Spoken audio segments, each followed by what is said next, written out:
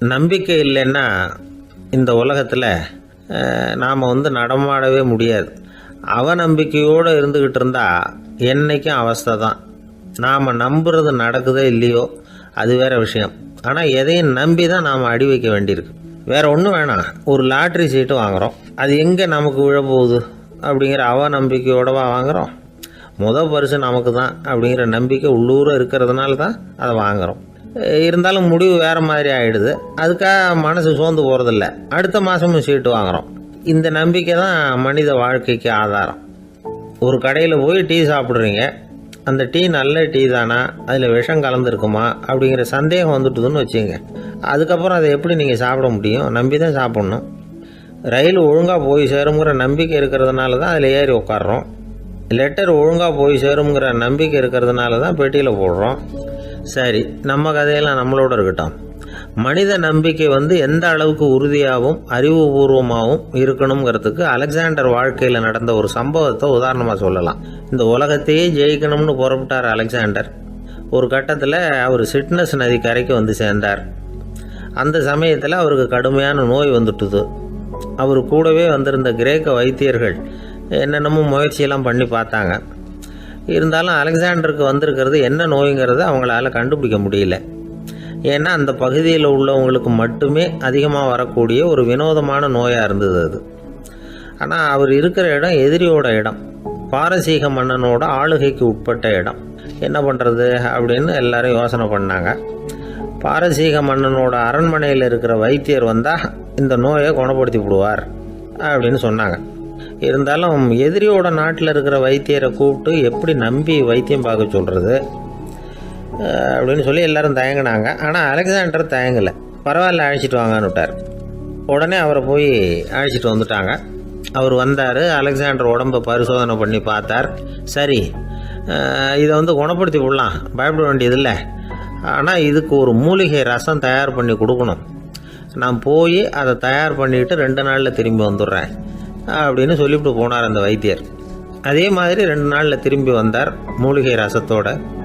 இதுக்கு இடையில் அலெக்சாண்டரோட தளபதிகளில் ஒருத்தர் ரகசியமாக ஒரு எச்சரிக்கை கடிதம் கொடுத்து அனுப்பியிருக்கிறான். அதை வாங்கி என்ன விஷயம்னு பார்த்தார். இப்போ உங்ககிட்ட வந்திருக்கிற எதிரி நாட்டு வைத்தியரை நம்பாதீங்க, அவன் கொண்டுகிட்டு வந்திருக்கிற மூலிகை ரசத்தில் விஷம் கலந்துருக்குது அப்படின்னு அதில் எழுதியிருக்கு. அதை பார்த்தார் அலெக்சாண்டர். இருந்தாலும் கொஞ்சம் கூட அலட்டிக்கல. வைத்தியர் கொடுத்த மருந்தை வாங்கி கடகடன்னு குடிச்சுட்டு அதுக்கப்புறம் அந்த கடிதத்தில் இருந்த விஷயத்தை அந்த வைத்தியர்கிட்ட சொன்னார். வைத்தியர் திகைச்சு போயிட்டார்.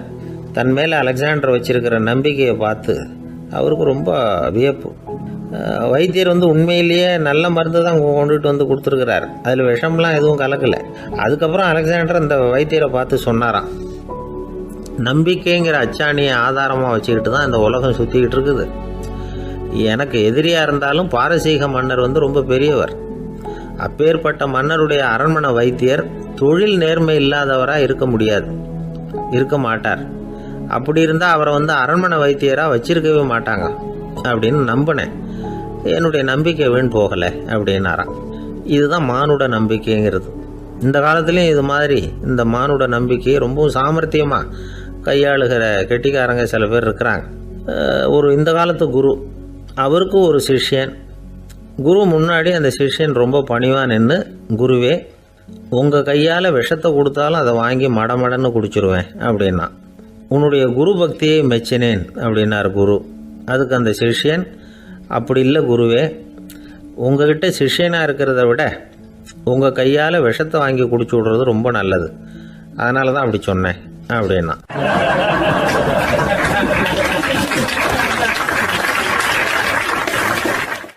ரொம்ப நாளைக்கு முன்னாடி ஒரு நாள் கோவலன் நாடகம் நடந்தது.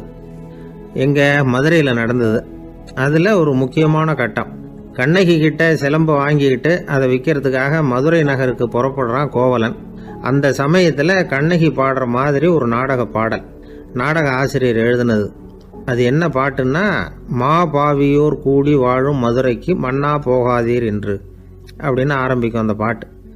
இதுதான் அந்த பாட்டு. இதை கண்ணகி மேடையில் பாடின உடனே கூட்டத்தில் சலசலப்பு. நம்ம ஊர்லேயே நமக்கு முன்னாடியே நின்றுக்கிட்டு மா பாவியோர் கூடி வாழும் மதுரை அப்படின்னு சொல்கிறாங்களே, என்ன தைரியம். அப்படின்னு எல்லாம் குழப்பம் பண்ண ஆரம்பிச்சிட்டாங்க. மக்கள் சத்தம் போட ஆரம்பிச்சிட்டாங்க. எதிர்ப்பு குரல் அது பாட்டுக்கு வர வர அதிகமாக போட்டுது. கொண்டுகிட்டு வா அந்த நாடக ஆசிரியரை, எழுதுனது யார் அப்படின்னு ஒரே சத்தம், கூச்சல். வேறு வழி இல்லை. மெதுவாக மேடைக்கு வந்தார் அந்த நாடக ஆசிரியர். 4 பக்கத்திலிருந்தும் கேள்வி கணைகள். மக்களை பார்த்து கொஞ்சம் அமைதியாக இருங்கோ அப்படின்னு சொல்லிவிட்டு தன்னுடைய விளக்கத்தை சொல்ல ஆரம்பித்தார் அந்த நாடக ஆசிரியர். மா அப்படின்னு சொன்னால் திருமகளாகிய லட்சுமி அப்படின்னு அர்த்தம். பா அப்படின்னா கலைமகளாகிய சரஸ்வதி. வி அப்படின்னா மலைமகளாகிய பார்வதி. மா பாவியோர் அப்படின்னா திருமகளும் கலைமகளும் மலைமகளும், இவங்க மூவரும் அப்படின்னு அர்த்தம். இந்த 3 பேரும் வாழ்கின்ற மதுரை புனிதம் நிறைந்தது, சகல செல்வங்களும் நிறைஞ்சது. அப்படிப்பட்ட ஊரில் நான் அணிந்து கொள்ளும் இந்த சாதாரண சிலம்பை யார் வாங்கிக்குவாங்க அப்படிங்கிற எண்ணத்தோடு தான் கண்ணகி அப்படி சொல்கிறா. அதை நினச்சி தான் நான் எழுதினேன். ஆகவே மதுரையை ரொம்ப சிரமப்படுத்தணும், ரொம்ப மோசமாக எழுதணும் அப்படிங்கிற எண்ணம்லாம் எனக்கு கிடையாது. பெருமைப்படுத்தணும்னு நினச்சி தான் அப்படி எழுதினேன் அப்படின்னு விளக்கம் கொடுத்தாராம். இந்த விளக்கத்தை கேட்டதும் எல்லாரும் ரொம்ப சமாதானம் ஆயிட்டாங்களாம். இப்படி விளக்கம் கொடுத்த அந்த நாடக ஆசிரியர் யார் தெரியுமா? அவர் தான் தமிழ் நாடக உலகின் முதல் ஆசான் சங்கரதாஸ் சுவாமிகள். அவருக்கு நகைச்சுவை உணர்வும் அதிகம். 1920ஆம் ஆண்டு திருநெல்வேலியில் அவர் தங்கியிருக்கிறார் நாடகம் நடத்துறதுக்காக. அவர் தங்கியிருந்த வீட்டில் கொசு மூட்டை பூச்சி அதிகமாக இருந்திருக்கு. அவரால் தூங்கவே முடியல. அவர் அனுபவித்த தொல்லைகள் ஒரு பாட்டாக உருவாச்சு. வேடிக்கையாக ஒரு பாட்டு எழுதினாராம். மூட்டையும் கொசுவும் ஒரு வீட்டிலே மீட்டிங் போட்டால் முன்னே நிற்க யாரால் முடியும்? கொசு மோகன ராகம் போல சத்தம் போட்டு முன்னே நின்று செய்திடும் யுத்தம். இதை மறுநாள் நாடகத்தில் கோமாளி வேஷம் போட்ட ஒரு சிறுவனை விட்டு பாட வச்சிருக்காரு. எல்லாரும் சிரித்து ரசித்தாங்களாம். சங்கரதாஸ் சுவாமிகள் கல்யாணமே பண்ணிக்கல, துறவி மாதிரியே வாழ்ந்திருக்கார். தமிழ் நாடக கலைக்கு தன்னையே அர்ப்பணம் பண்ணிட்டவர் அவர். 1922 நவம்பர் மாதத்தில் ஒரு நாள் புதுச்சேரியில் அவர் வாழ்க்கை முடிஞ்சுது. அப்போ அவருக்கு வயசு 55. சங்கரதாஸ் சுவாமிகள் நாடக ஆசிரியர் மட்டும் இல்லை, மேடை நாடக இயக்குனர், தயாரிப்பாளர். அவரே ஒரு சிறந்த நடிகர். ஒரு தடவை சாவித்திரி நாடகத்தில் இவர் யமதர்மனா வேஷம் போட்டு நடிச்சிருக்கிறார். நாடகம் பார்த்துக்கிட்டு இருந்த கருவுற்ற ஒரு பெண்மணிக்கு பயத்தினால அங்கேயே குழந்தை பிறந்துட்டு தான். அந்த நிகழ்ச்சிக்கு அப்புறம் இவர் இந்த வேஷம் போடுறப்போலாம் ஜனங்களுக்கு முன்கூட்டியே எச்சரிக்கை கொடுக்க ஆரம்பிச்சிருவாராம். அதாவது அப்படி யாராவது பயப்படுறவங்க இருந்தால் கொஞ்சம் கண்ணை மூடுவீங்க அல்லது எழுந்திரிச்சு போடுங்கன்னு. நடிப்புன்னா அப்படிலாம் இருக்கணும். இந்த காலத்தில் நடிகர் ஒருத்தர் சொன்னார், சார் நான் இந்த நாடகத்தில் நடிக்கிறப்போ முகத்தில் நவரசங்களையும் காட்டி நடித்தேன், உணர்ச்சிகளை எல்லாம் நல்லா காட்டி நடித்தேன். அப்படி இருந்தும் ஜனங்கள் கல்லை எடுத்து மேடையில் வீசிவிட்டாங்க சார் அப்படின்னார். நாடகத்தில் உங்களுக்கு என்ன வேஷம் அப்படின்னு கேட்டாங்க. அது செத்து கிடக்கிற பணமாக நடித்தேன் சார் அப்படின்னார்.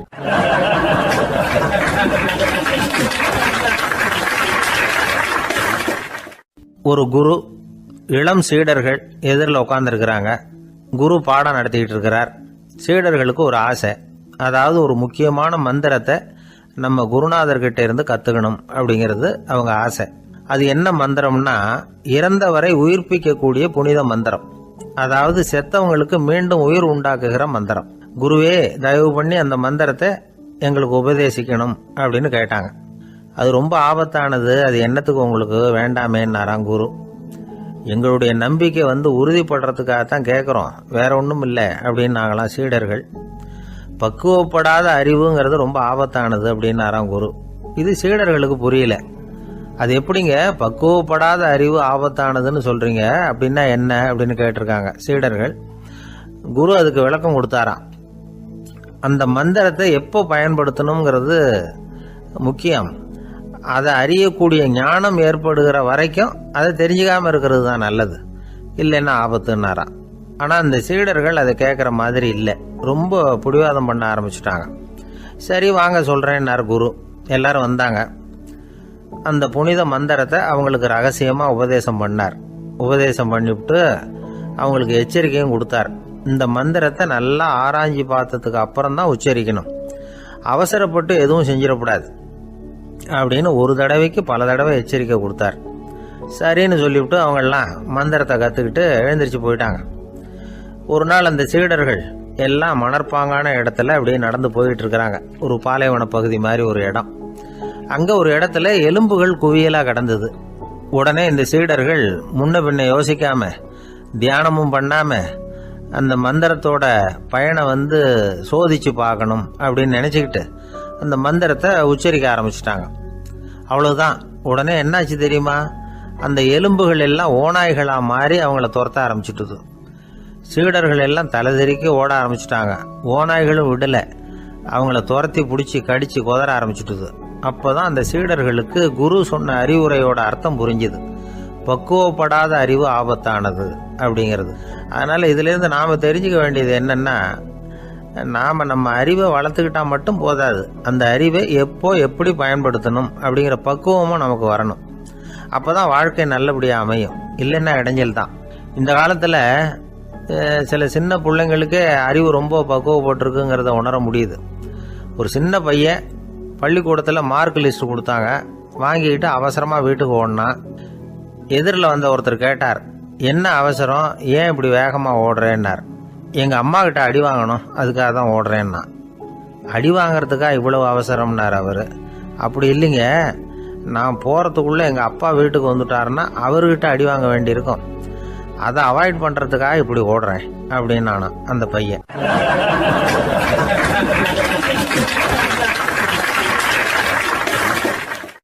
விவசாயிகள் அவங்க விவசாயம் முன்னேறி இருக்கிற அளவுக்கு விவசாயிகளுடைய வாழ்க்கை தரம் முன்னேறலை. அந்த அளவுக்கு அவர்கள் நாட்டுக்காக உழைச்சிக்கிட்டு இருக்கிறாங்க. அந்த காலத்திலே அதை பற்றி ஒரு கதை சொல்றது உண்டு. ஒரு வயசான ஆள் நிலத்தில் ஏறு உழுதுகிட்டு இருந்தாராம். கிழிஞ்சு போன ஒரு சின்ன துண்டை தான் இடுப்பில் கட்டியிருந்தாராம். தலையில் ஒரு கந்தலை சுற்றி இருந்தார். உடம்பு பூரா சேரு, ரொம்ப ஏழை. ஏறு ஓட்டிகிட்டு இருக்கிறவர் வேற எப்படி இருப்பார்? இருந்தாலும் அந்த ஆள் ரொம்ப ஜாலியாக பாட்டு பாடிக்கிட்டே ஏறு உழுதுகிட்டு இருந்தாராம். உடம்புல தான் அவர் ஏழையை தவிர மனசில் ஒரு ஏழையா தெரியல. அந்த சமயத்தில் அந்த நாட்டு ராஜா அந்த பக்கமாக குதிரை மேலே வந்தாராம். வேட்டைக்கு போயிட்டு பரிவாரங்களோட திரும்பி வந்துகிட்டு இருக்கிறார். ரொம்ப செல்வ செழிப்புல இருக்கிற ராஜா அவர் இந்த வயசான விவசாயியை பார்த்துருக்கார். இந்த ஆள் ரொம்ப ஏழைங்கிறது அவர் பார்த்தாவே பளிச்சுன்னு தெரியுது. கட்டிக்கிறதுக்கு நல்ல துணி இல்லை, உடம்போ இழைச்சி போயிருக்குது, வயிறு முதுகில் போய் ஒட்டிக்கிட்டு இருக்கு, கண்ணு குழு விழுந்து போயிருக்குது. ஆனாலும் முகத்தை பார்த்தா சந்தோஷமா இருக்கிற மாதிரி இருக்கு. இவ்வளவு உற்சாகமா பாடிக்கிட்டு இருக்கிறாரே அப்படின்னு ஆச்சரியமா நினைச்சு பார்த்தார் அந்த ராஜா. சரி, அவர்கிட்ட கொஞ்சம் பேச்சு கொடுத்து பார்க்கலாம் அப்படின்னு முடிவு பண்ணார். ஐயா பெரியவரே, இப்படி கொஞ்சம் வர முடியுமான்னாராம்.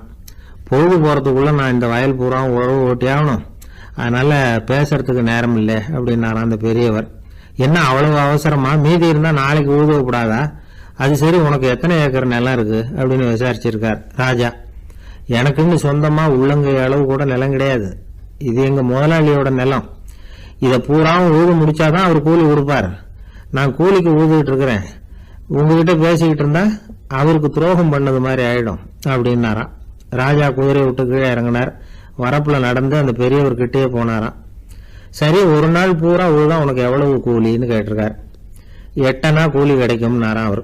இது ரொம்ப காலத்துக்கு முன்னாடி நடந்த ஒரு சம்பவங்கிறதுனால அப்ப 8 அணா கூலிங்கிறது ரொம்ப பெருசு. இருந்தாலும் அதுவும் அந்த ராஜாவுக்கு பெரிய கூலியா தெரியல. இவ்வளவுதானா, இதை வச்சுக்கிட்டு நீ எப்படி காலம் தள்ளுற அப்படின்னாராம். ஒன்னும் கவலை இல்லை அப்படின்னாராம் அவரு. ராஜாவுக்கு ரொம்ப ஆச்சரியமா போச்சு. 8 அணா கூலி வாங்குற இந்த ஆளு கவலை இல்லாம இருக்கிறார், ஏராளமான வசதியோட இருக்கிறன்னா கவலை இல்லாம வாழ முடியலையே அப்படின்னு நினைச்சு பார்த்திருக்கார். அது சரி, 8 அணாவில் எப்படி குடும்பம் நடத்துற அப்படின்னு கேட்டாராம். எனக்கு கிடைக்கிற 8 அணாவில் 2 அணா குடும்பத்துக்கு செலவழிக்கிறேன், 2 அணா பழைய கடனுக்கு கொடுக்குறேன், 2 அணா தர்மம் செய்யறேன், 2 அணா வட்டிக்கு கொடுக்குறேன், ஒரு குறையும் இல்லைன்னாராம். ராஜாவுக்கு ஒன்றும் புரியல. எனக்கு ஒன்றும் புரியலேன்னு இருக்காரு. ஐயா, எனக்கும் என் மனைவிக்கும் 2 அணா செலவாகுது. வயசான அம்மா அப்பா இருக்கிறாங்க, சின்ன வயசுல என்னை காப்பாத்தினவங்க அவங்க. அந்த கடனுக்கு 2 அணா செலவாகுது, அது பழைய கடன்.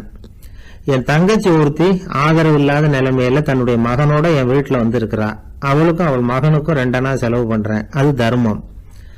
எனக்கு 2 பிள்ளைங்க இருக்கிறாங்க, அவங்களுக்கு 2 அணா செலவு பண்றேன், அது வட்டிக்கு கொடுக்கறது மாதிரி.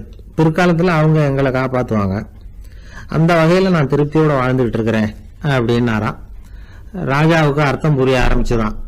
அந்த பெரிய நிலத்தை விலை கொடுத்து வாங்கி அந்த பெரியவருக்கே தானமா கொடுத்துட்டாராம். இப்போ ஊழவருக்கே நிலம் சொந்தமாயிட்டுது.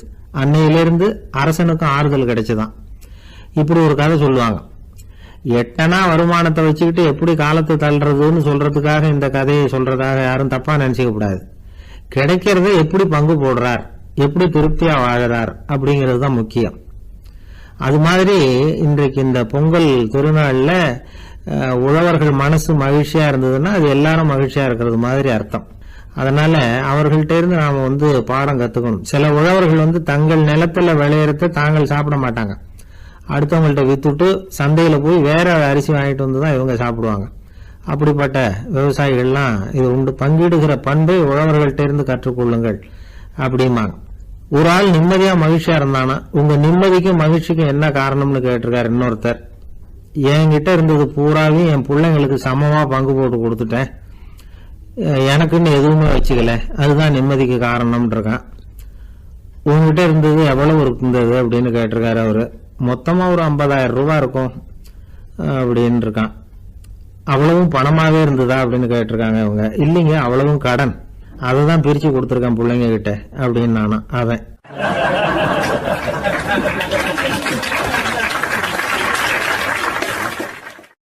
ஒரு ஜென் துறவி, அவருக்கு ரொம்ப வயசாயிட்டுது. கடைசி காலம். நண்பர்களெல்லாம் கூப்பிட்டார். நண்பர்களே, நான் வித்தியாசமான முறையில் சாகணும்னு ஆசைப்படுறேன், அதுக்கு ஏதாவது யோசனை சொல்லுங்களேன் அப்படின்னு கேட்டாராம். நண்பர்கள் சிரிச்சாங்க. என்ன பேச்சு பேசுறீங்க, சாவறதுங்கிறது என்ன விளையாட்டுத்தனமான காரியமா அப்படின்னு கேட்டிருக்காங்க. அந்த துறவி கொஞ்ச நேரம் யோசனை பண்ணார். அப்புறம் கேட்டாராம், இது வரைக்கும் யாராவது நடந்துக்கிட்டே இறந்துருக்குறாங்களா அப்படின்னாராம். எல்லாரும் இல்லைன்னாங்களாம். ஒருத்தர் மட்டும் சொல்லியிருக்கார். அப்படியும் ஒருத்தர் இறந்துருக்கிறதாக ஒரு கதையில் படிச்சிருக்கிறேன், ஒரு ஞானியால் தான் அப்படியெல்லாம் செய்ய முடியும் அப்படின்னு அவர் சொன்னாராம். சரி, அப்படின்னா அந்த முறை நமக்கு வேணாம், நின்றுக்கிட்டே யாராவது உயிரை விட்டுருக்காங்களா அப்படின்னு விசாரிச்சாராம். அப்படியும் ஒருத்தர் இறந்துருக்கிறார் அப்படின்னாங்களாம். மறுபடியும் அந்த துறவி யோசனை பண்ணியிருக்கிறார். ஏதாவது வித்தியாசமான முறையில் நாம் போகணும் அப்படிங்கிறது அவருடைய விருப்பம். மனிதன் எப்படி வாழ்கிறானோ அப்படி இறப்பது தான் நல்லது. சரி, யாராவது தலைகீழாக யோகம் செய்யும் நிலையில் இறந்துருக்கிறாங்களா அப்படின்னு விசாரிச்சாராம். நண்பர்கள் சிரித்தாங்க. தலைகீழாக நின்னபடி இறந்ததாக நாங்கள் கேள்விப்பட்டதே இல்லை, அது முடியாத காரியம் அப்படின்னு இருக்காங்க.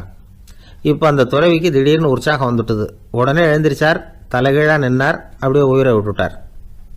அவ்வளோதான். அந்த மடாலயத்தில் ஒரே குழப்பம், எப்படி அவரை கீழே இறக்கி படுக்க வைக்கிறது அப்படின்னு புரியல. இப்படி உயிர் விடுறதை பற்றி அவங்க இதுவரைக்கும் கேள்விப்பட்டதும் இல்லை. உண்மையிலேயே இவர் இறந்து தான் போனாராங்கிறதும் தெரியல. சோதித்து பார்த்தாங்க. இதய துடிப்பு, நாடி துடிப்பு எல்லாம் நின்று போயிருந்தது. இவர் எப்போவும் இப்படி தான், என்ன பண்ணுறது இப்போ அப்படின்னு சொல்லி எல்லாரும் குழம்பிக்கிட்டு இருக்கிற சமயத்தில் ஒரு பெரியவர் யோசனை சொன்னார். இந்த துறவியோட மூத்த சகோதரி பக்கத்து மடாலயத்தில் இருக்கிறாங்க, அவங்கள இங்கே அழைச்சிட்டு வந்தால் ஏதாவது வழி கிடைக்கும் அப்படின்னார். அந்த அம்மாவுக்கு 90 வயசு. அழைச்சிட்டு வந்தாங்க. ஒரு குச்சியை ஊன்றிக்கிட்டு அப்படியே மெதுவாக நடந்து வந்தாங்க. தம்பி, தலைகீழாக நின்று உயிர் விட்டு இறக்கிறத பார்த்தாங்க. தம்பின்னு கூப்பிட்டு பார்த்தாங்க, ஒன்றும் காணோம். உடனே என்ன பண்ணாங்க, தன்னுடைய கைத்தடியால் தம்பியோட உடலை ஒரு தட்டு தட்டினாங்க.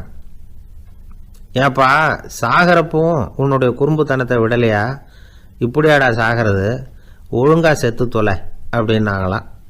அவ்வளவுதான். உடனே அந்த துறவி திரும்பி நேராக நின்னார். அக்கா, கோவப்படாத, நான் ஒழுங்கா சாகிறேன், எப்படி செத்தா என்ன, எல்லாம் எனக்கு ஒன்று தான் அப்படின்னு சொல்லிவிட்டு அப்படியே தரையில் படுத்து உயிரை விட்டாராம். அதுக்கப்புறம் அந்த அம்மா கோலை கையில் எடுத்துக்கிட்டு அப்படியே திரும்பி கூட பார்க்காம அவங்க பாட்டுக்கு போயிட்டாங்களாம். மரணத்தை ஒரு விளையாட்டாக ஆக்கிய அந்த துறவிக்கு வாழ்க்கையே ஒரு விளையாட்டாக தான் இருந்திருக்குது. எந்த நோக்கமும் இல்லாமல் செயல்படுறதுன்னா என்னங்கிறதும் அவருக்கு தெரிஞ்சிருக்குது.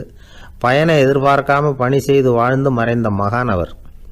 தம்முடைய தொழிலை விளையாட்டு போல செய்ய தெரிஞ்சவருக்கு வாழ்க்கையே ஒரு விளையாட்டாக மாறிடும். எல்லாமே விளையாட்டாகி விடுகிற போது மரணமும் விளையாட்டாகிவிடும் அப்படிங்கிறது தான் அந்த தத்துவம். ஆனால் அதுக்கு முன்னாடி உங்களுக்குள்ளே இருக்கிற உண்மையான நடிகனை நீங்கள் அடையாளம் கண்டுபிடிக்கணும். நீங்கள் நடிக்க வேண்டியதே இல்லை, நீங்கள் ஏற்கனவே நடிச்சுக்கிட்டு தான் இருக்கிறீங்க. நீங்கள் இந்த உண்மையை தெரிஞ்சுக்கணும், அவ்வளவுதான். இதுதான் ஞானிகளுடைய கருத்து. வாழ்க்கையை சரியாக புரிஞ்சுக்கிட்டா எல்லாமே நடிப்புங்கிறது புரியும். கல்யாண பத்திரிக்கை அனுப்பியிருந்தேனே, ஏன்டா வரலன்னு கேட்டான் ஒருத்தன். வந்திருந்தேனே அப்படின்னானா இவன். டேய், ஏன்டா போய் சொல்கிற, நான் பத்திரிக்கையே உனக்கு அனுப்பலையே அப்படின்ட்டுருக்கான் அவன். அதுக்கு இவன் சொன்னானா, பத்திரிக்கை அனுப்புனேன்னு நீ போய் சொல்கிறப்போ கல்யாணத்துக்கு வந்தேன்னு நான் போய் சொல்லக்கூடாதா அப்படின்னானா.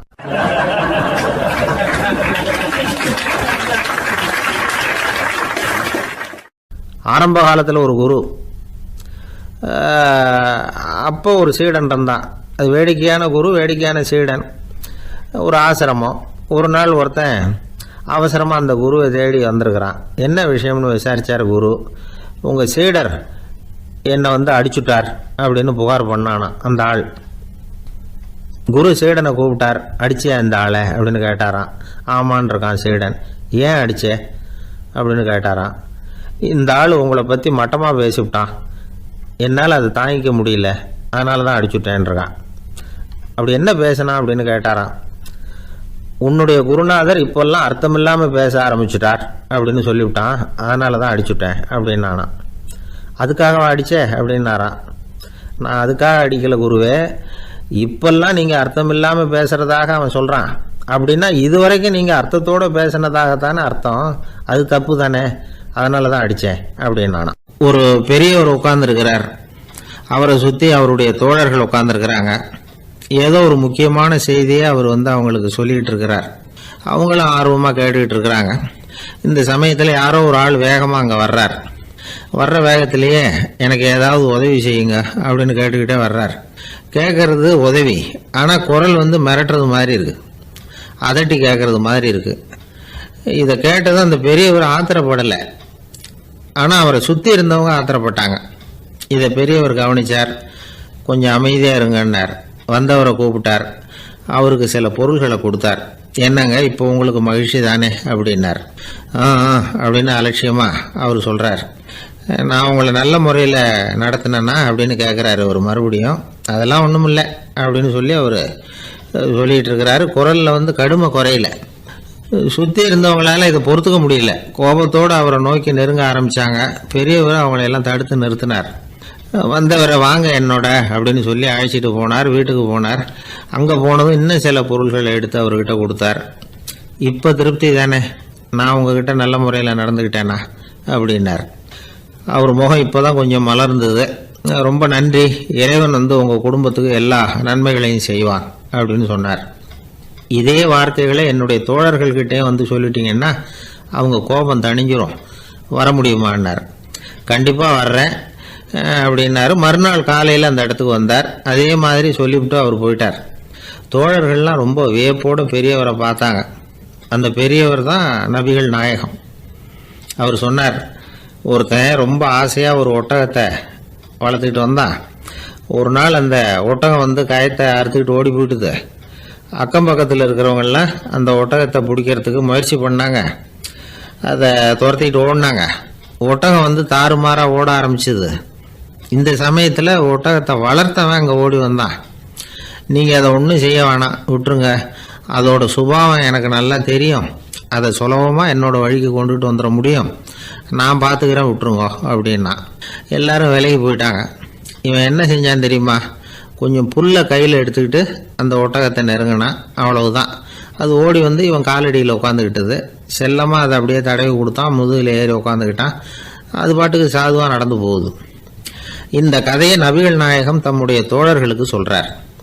ஒட்டகத்தை மட்டும் இல்லை, சில மனிதர்களையும் கூட சில விதத்தில் அணுகிதான் அவர்களை சீர்திருத்த வேண்டியிருக்குது அப்படிங்கிறத அவங்களுக்கு உணர்த்தினார். இது ஒரு அழகான உளவியல் அணுகுமுறை. சில குடும்ப தலைவர்கள் கூட இந்த ஒட்டகம் மாதிரி நடந்துக்கிறது உண்டு, அப்புறம் அடங்கி போகிறதும் உண்டு. ஒரு குடும்ப தலைவர் காலையில் எழுந்திரிச்சதுலேருந்து சத்தம் போட்டு கத்திக்கிட்டு இருப்பார். பக்கத்தில் இருந்தவங்கெல்லாம் ஓடி போய் சமாதானம் பண்ணி பார்த்தாங்க. அவர் ஓயறது மாதிரி தெரியல. கடைசியில் அவர் மனைவி வந்தாங்க. நீங்கள் எல்லாம் விலகி போயிடுங்க, அவர் சுபாவம் எனக்கு தெரியும், நான் பார்த்துக்கிறேன் அப்படின்னாங்க. சரின்னு எல்லாரும் போயிட்டாங்க. சாயந்தரமாக பார்க்குறாங்க, அவர் சத்தம் இல்லாமல் ஒரு மூலையில் உட்காந்துருக்கிறார். ரொம்ப சாதுவா. ஆச்சரியமாக இருந்தது. என்னம்மா பண்ணீங்கன்னு கேட்டாங்க. அது ஒன்றும் இல்லைங்க, ஒரு வேளை சாப்பாட்டை நிறுத்தினேன், பட்டினி போட்டேன், அவ்வளவுதான் அப்படின்னாங்க அந்த அம்மா.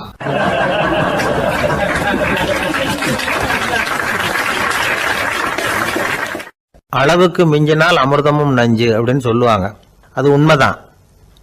ஒருத்தருக்கு அளவுக்கு மீறிய புகழ் வந்துட்டுதுன்னு வச்சுங்க, அது கூட ஆபத்தாக போயிடுறது உண்டு. பழங்காலத்துல எல்லாம் கிரேக்க தேசத்தில் ஒரு பழக்கம் உண்டாம். அதாவது யாராவது ஒருத்தரை நாடு கடத்தணும்னா அதுக்கு ஒரு வழி உண்டு. அதாவது ஒருத்தரை நாடு கடத்தணும்னு மக்கள் விரும்புகிறாங்கன்னு வச்சுங்களேன், அவர் பேரை ஒரு மண்பாண்ட ஓட்டுச்சில்லில் எழுதி அதை ஒரு குறிப்பிட்ட பொது இடத்துல போட்டுற வேண்டியது, அவ்வளவுதான். இது மாதிரி பல பேர் போட்டுக்கிட்டே இருப்பாங்க, எல்லாம் அப்படியே குவிஞ்சு போயிடும்.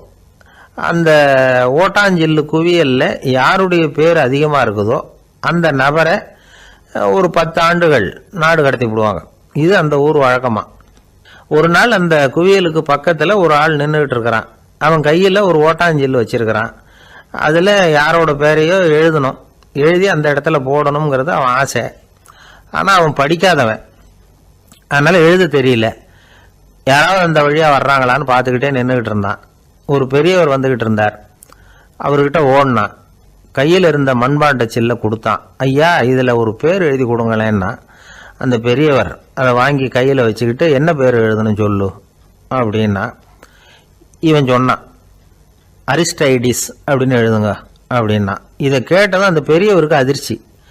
ஏன்னா அவர் தான் அரிஸ்டைடிஸ், தத்துவ மேதை அரிஸ்டைடிஸ் அவர். இருந்தாலும் நான் தான் அதுங்கிறத காட்டிக்காம அந்த ஆளுகிட்ட கேட்டார். அது சரிப்பா, அரிஸ்டைடிஸ்ங்கிற பேரை எழுத சொல்ற, அவர் உனக்கு என்ன கெடுதல் பண்ணார், அவர் பேரை இதில் எழுத சொல்றியே அப்படின்னு கேட்டிருக்கார். அதுக்கு இவன் சொன்னானா, அவர் எனக்கு எந்த கெடுதலும் பண்ணல, அவரை நான் பார்த்தது கூட இல்லை அப்படின்னு இருக்கான். அப்புறம் எதுக்காக அவரை நாடு கடத்தணும்னு நீ ஆசைப்படுற அப்படின்னு கேட்டிருக்கார். இப்போ அந்த ஆள் சொல்கிறான், அரிஸ்டைடஸை பற்றி எல்லாரும் பேசுகிறாங்க, அவர் ரொம்ப நல்லவர், அவர் ஒரு பெரிய அறிவாளிங்கிறாங்க, அவர் ஒரு பெரிய வள்ளல், பேரறிஞர், இப்படி எல்லாரும் சொல்கிறத கேட்டு கேட்டு எனக்கு ரொம்ப அழுத்து போயிட்டுது, அதனால தான் வெறுப்பாயிட்டேன் அப்படின்னு நானும். இதிலேருந்து என்ன தெரியுது, நாம் நல்லவனாக இருக்கிறதுல ஒன்றும் இடைஞ்சல் இல்லை. ஆனால் நம்மளை நல்லவன் நல்லவன் எல்லாரும் சொல்ல ஆரம்பிச்சிட்டாங்கன்னு வச்சுக்கோங்க, அப்போ இடைஞ்சல் ஆரம்பம்னு அர்த்தம். எதுவுமே அளவுக்கு மிஞ்சி போகாமல் பார்த்துக்க வேண்டியது ரொம்ப அவசியம்.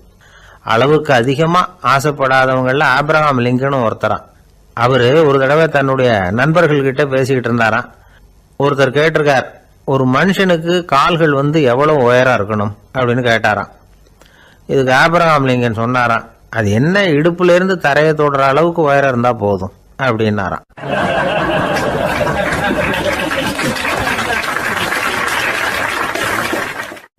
ஒரு ஊரில் ஒரு ராஜா இருந்தார். அவர் அடிக்கடி காட்டுக்கு வேட்டையாட போவார். சில நண்பர்களையும் கூட அழைச்சிக்கிட்டு போவார். காட்டுக்கு போனதும் ஆளுக்கு ஒரு பக்கமாக போய் வேட்டையாடுவாங்க. சாயந்தரமாக திரும்பி வருவாங்க. மறுநாள் அரண்மனையில் உட்காந்து ஒவ்வொருத்தரும் அவங்க அனுபவங்களை எல்லாம் சொல்லிக்குவாங்க. அவங்க வீரத்துக்கு தகுந்த மாதிரி பரிசை அந்த ராஜா கொடுப்பார். இது மாதிரி ஒரு தடவை எல்லாரும் வேட்டைக்கு போயிட்டு திரும்பி வந்ததும் உட்காந்து பேச ஆரம்பிச்சிருக்கிறாங்க. ஒருத்தன் சொன்னான், தன்னுடைய வீர செயலை பற்றி அளக்க ஆரம்பிச்சிட்டான். ஏன்னா அது எதுக்கு பரிசு கிடைக்க போகுதில்ல, அதனால. அவன் என்ன சொன்னான் தெரியுமா, அரசே, நேற்றுக்கு காட்டில் என்ன ஆச்சு தெரியுமா, எனக்கு நேராக ஒரு சிங்கம் வாயை திறந்துக்கிட்டு வந்துட்டுது, நான் பயப்படவே இல்லை. உடனே ஒரு கல்லை எடுத்து குறி பார்த்து வீசினேன், சிங்கத்து வாய்க்குள்ளே போய் அந்த கல் மாட்டிக்கிட்டுது, அவ்வளவுதான். அந்த சிங்கம் என்னை பார்த்துட்டு பயந்துட்டு ஒரே ஓட்டமாக திரும்பி ஓடி போயிட்டுது அப்படின்னா. ஆஹா பலே அப்படின்னு எல்லாரும் கை தட்டினாங்க. 2வது ஆள் ஒருத்தன் எழுந்திரிச்சான். அவன் சொல்ல ஆரம்பிச்சான், அரசே, நான் போன வழியில் 2 பெரிய மலைப்பாம்பு கிடந்தது, என்னை மூழ்கிறதுக்கு வந்தது. நான் என்ன பண்ணேன் தெரியுமா, அந்த 2 பாம்போட வாலையும் ஒன்றா சேர்த்து முடிச்சு போட்டுட்டேன், அவ்வளவுதான். அது அங்கே இழுக்க இது இங்கே இழுக்க முடிச்சு நல்லா இறுகி போட்டுது அப்படின்றான். ஆஹா அற்புதம்னு சொல்லி எல்லாரும் கை தட்டினாங்களாம். அடுத்தபடியாக 3வது ஆள் ஒருத்தன் வந்தான். அவன் சொல்ல ஆரம்பித்தான், மன்னா, நான் போன பாதையில் குறுக்க ஒரு ஆறு, அதில் இறங்கி குளித்தேன், யாரோ காலை பிடிச்சி இழுக்கிறது மாதிரி இருந்தது. திரும்பி பார்த்தா ஒரு பெரிய முதலை. நான் உடனே அப்படியே ஒரு துள்ளல் துள்ளி அது முதுகில் போய் உக்காந்துக்கிட்டேன். அதை அப்படியே கரைக்கு நீந்த வச்சேன். கரைக்கு சேர்ந்ததும் அப்படியே ஒரே துள்ளி குதிச்சு கரைக்கு வந்துட்டேன் அப்படின்றான். அவன் தன்னுடைய வீரத்தை அப்படி சொல்லியிருக்கான். அடடா எப்பேற்பட்ட வீரம் அப்படின்னு எல்லாரும் கை தட்டினாங்களாம். 4வது ஆள் எழுந்திரிச்சான், மன்னா, நான் போன இடத்துல ஒரு கரடி என்னை துரத்த ஆரம்பிச்சுட்டுது. நான் ஒரு மலை உச்சிக்கு வந்துட்டேன். அதுக்கப்புறம் ஒரு அடி எடுத்து வச்சாலும் அதில் பாதாளத்தில் விழ வேண்டியது தான். அந்த நேரம் பார்த்து ஒரு பெரிய ராட்சச கழுகு அந்த பக்கமாக பறந்து வந்தது. நான் உடனே அப்படியே உயர எழும்பி அந்த கழுகோட காலை பிடிச்சிக்கிட்டேன், அப்படியே தொங்கிக்கிட்டே வந்தேன். ஒரு நல்ல இடம் வந்ததும் தொப்புன்னு கீழே குதிச்சு நடந்து வந்துட்டேன். இதுக்கும் எல்லாரும் கை தட்டுறாங்க. கடைசியாக ஒரு ஆள் எழுந்திரிச்சான். அரசே, நான் வந்து போன வழியில் ஒரு பெரிய யானை குறுக்க வந்தது, பயங்கரமாக சத்தம் போட்டுக்கிட்டே வந்தது. நான் பயந்து ஓடலை. உடனே என்ன பண்ணேன் தெரியுமா? அந்த யானையோட வாலை பிடிச்சி தூக்கினேன், தலைக்கு மேலே தூக்கி கரன்னு சுற்றினேன், வேகமாக சுற்றி வீசி எறிஞ்சேன், அவ்வளவுதான். அதே ஸ்பீடில் அந்த யானை மேலே போக ஆரம்பிச்சுட்டுது. இன்னும் கூட அது போய்கிட்டே தான் இருக்குது, கீழே விழவே இல்லைன்னா. இதை கேட்டதும் ராஜாவுக்கு கோபம் வந்துட்டுது. என்ன முட்டாள்னு நினச்சிக்கிட்டு பேசுறியா? யானையை வந்து நீ வாழை பிடிச்சி தூக்குன, அதை நான் நம்பணுமா அப்படின்னார். உடனே இவன் பணிவாக பதில் சொன்னான். அரசே, ஒரு சிங்கத்து வாயில கல் மாட்டிக்கிட்டதை நம்புறீங்க, மலைப்பாம்பு வாழை பிடிச்சி முடிச்சு போட்டதை நம்புறீங்க, முதல்ல முதுகில் சவாரி பண்ணதையும் நம்புறீங்க, கழுகு காலை பிடிச்சிக்கிட்டு பறக்கிறதையும் நம்புறீங்க. அப்படி நம்புறப்ப நான் சொன்னதை மட்டும் நம்பக்கூடாதா அப்படின்னு கேட்டானான். பொய் சொன்னவங்கெல்லாம் தலையை தொங்க போட்டுக்கிட்டாங்களாம். ராஜா அவங்கள பார்த்து சொன்னாராம், நீங்கள் எல்லாரும் என்னை முட்டாளாக்கி இருக்கிறீங்க. கடைசியாக பேசின இவன் தான் எனக்கு உண்மை எது பொய் எதுங்கிறத புரிய வச்சிருக்கிறான். இவன் தான் உண்மையான தைரியசாலி அப்படின்னு சொல்லி அவனுக்கே பரிசையெல்லாம் கொடுத்து பாராட்டினாராம். இப்படி ஒரு கதை. உண்மையை நிலைநாட்டுகிறவன் தான் உண்மையான வீரன் அப்படிங்கிறத இதுல இருந்து நாம புரிஞ்சுக்கணும். இந்த காலத்துல எல்லாம் பொய் சொன்னாதான் பிழைக்க முடியுங்கிறது ஒரு சில பேரோட நம்பிக்கை. ஒரு அப்பாவுக்கு தன் மகனுக்கு பொய் சொல்ல தெரியலையேங்கிற கவலை. பொய் சொன்னாதான் இந்த உலகத்துல பிழைக்கலாம், ஆனா இவனுக்கு அது தெரியலையே, அதனால இவனை அழைச்சிட்டு போய் நடுக்கடல்ல விட்டுட்டு வந்துருவோம் அப்படின்னு அழைச்சிட்டு புறப்பட்டான். கடற்கரைக்கு போனான். மகனுக்கு சந்தேகம், எங்கப்பா என்ன அழைச்சிட்டு போறேன்னு கேட்டிருக்கான். கடல்ல மீன் பிடிக்க கற்றுக் கொடுக்க போறேன் உனக்கு அப்படின்னானா. நான் ஏற்கனவே மீன் பிடிச்சிட்டேனேன்னானா இவன் மகன். எங்க அதுன்னு கேட்டிருக்கான். அப்பங்காரன். சுட்டு சாப்பிட்டுட்டேன் இருக்கான் புள்ள. அப்பங்காரன் பார்த்தான், சரி நம்ம புள்ள பொழைச்சிக்கோ அப்படின்னு சொல்லி திருப்பி அழைச்சிட்டு வந்துட்டானா. இணை புரியாத 2 நண்பர்கள் இருந்தாங்களாம். 2 பேரும் விடாம சிகரெட் குடிக்கிறவங்க. அதுல ஒருத்தன் செத்து போட்டான். இன்னொருத்தன் அதுக்கப்புறம் 2 சிகரெட்டா குடிக்க ஆரம்பிச்சானா. ஏன் இப்படி பண்றேன்னு கேட்டிருக்காங்க. நான் ஒரு சிகரெட்டு தான் குடிக்கிறேன், செத்து போன என்னுடைய ஃப்ரெண்டு இருக்கானே செத்து போனவன், அவனுக்காக இன்னொரு சிகரெட்டு குடிக்கிறேன் அப்படின்னு நானா. இது ரொம்ப ஆபத்து, விட்டுடு அப்படின்னு சொல்லியிருக்காங்க. சரின்னு ஒத்துக்கிட்டான். ஆனால் அதுக்கப்புறமும் ஒரு சிகரெட் விதமாக குடிச்சிக்கிட்டே இருந்தான். சிகரெட் பழக்கத்தை நீ இன்னும் விடலையான்னு கேட்டாங்களாம். அந்த பழக்கத்தை நான் எப்போ விட்டுட்டேன், இப்போ நான் குடிக்கிறது என் ஃப்ரெண்டுக்காக அப்படின்னு நானா. இவங்கெல்லாம் எப்படி திருந்துறது?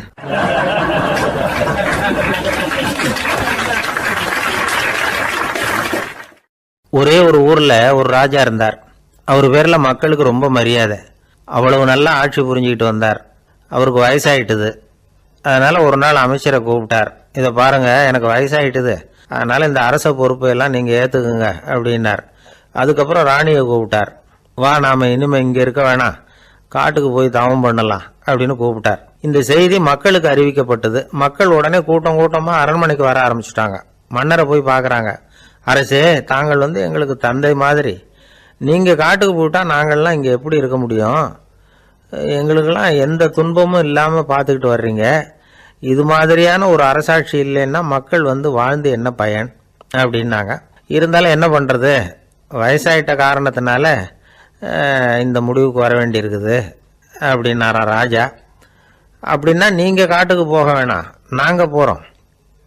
நாங்க அங்க போய் தவம் பண்றோம், வழிபாடு பண்றோம், கடவுள் வருவார், அவர்கிட்ட வரம் வாங்கிட்டு வந்துடுறோம் அப்படின்னாங்களாம்.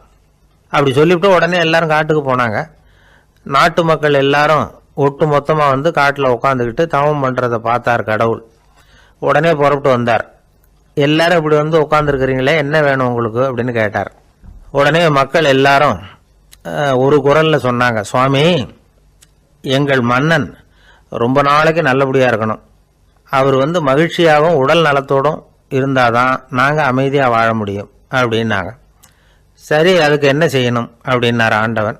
எங்கள் மன்னருக்கு இன்னும் ஒரு 100 வருஷம் ஆயுளை கொடுங்க அப்படின்னாங்க. அவ்வளவு தானே, சரி அப்படியே ஆகட்டும் அப்படின்னு சொல்லிவிட்டு ஆண்டவன் போயிட்டார். மக்கள் மகிழ்ச்சியோடு திரும்பி வந்தாங்க. மன்னா, கடவுள் வரம் கொடுத்துட்டார், நீங்கள் 100 வருஷம் வாழ போகிறீங்க அப்படின்னாங்க. இதை கேட்டதும் ராணி ராஜாவை வணங்கி, நான் தவம் செய்ய போகிறேன் அப்படின்னு புறப்பட்டாங்க. உடனே மக்கள் என்ன நினைச்சாங்க தெரியுமா? ஐயோ, நாம ராஜாவுக்கு மட்டும்தானே நீண்ட ஆயுள் வேணும்னு வரம் வாங்கினோம், ராணிக்கு வாங்கலையே, அதுதான் கோபத்தில் புறப்பட்டாங்க போல இருக்கு அப்படின்னு நினைச்சு வருத்தப்பட்டாங்க. ஆனால் ராணி நினைச்சது அது இல்லை.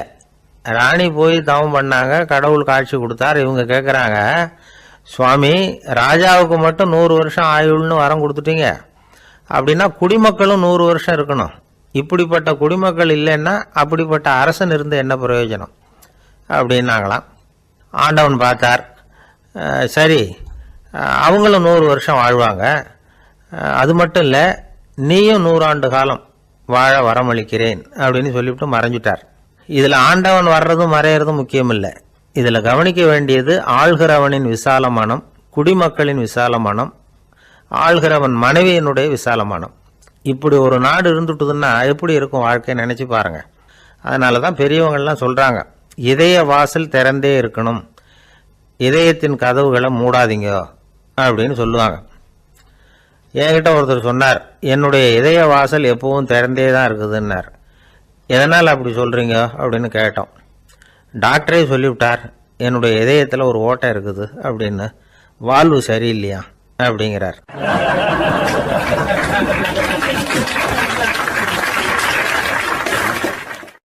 கத்தியை தீட்டாதே புத்தியை தீட்டு அப்படின்னு ஒரு பெரியவர் புத்தி சொன்னார்.